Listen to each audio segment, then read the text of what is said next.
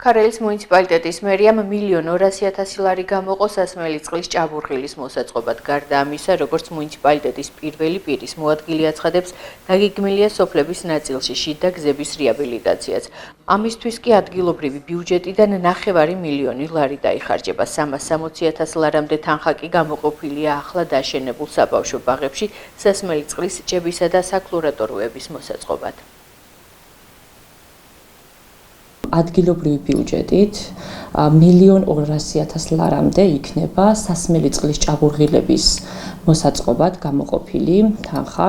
ეს არის ავლევი, აბისი, ცერონისი, ახალი ჭაბურღილები მოეწყობა, იქ ქსელები გვაქვს და ჭაბურღილების მოწყობის საჭიროება დადგა პროექტის მიხედვით. ასევე მნიშვნელოვანია ისიც, რომ ადგილობრივი ბიუჯეტით განხორციელდება კეხიჯვრის, სანებელისა და თათანაანთუბნის შიდა გზების მოწყობა რეაბილიტაციის სამუშაოები და 9 მილიონ ლარზე მეტი იქნება ადგილობრივი ბიუჯეტიდან გამოყოფილი ამ პროექტებისთვის. ქარელის მუნიციპალიტეტში მიმდინარეობს ასევე ახალი საბავშვო ბაღების მშენებლობის პროცესი.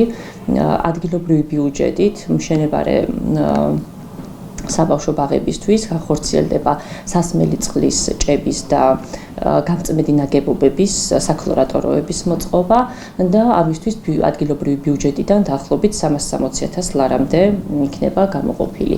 სატენდერო პროცედურების მომზადება მიმდინარეობს ამ ეტაპისთვის, მუშავდება საპროექტო დოკუმენტაცია და როგორც კი სრულყოფილი ხარჯთაღრიცხვები გვექნება, შემდგომ გამოცხადდება უკვე ტენდერები.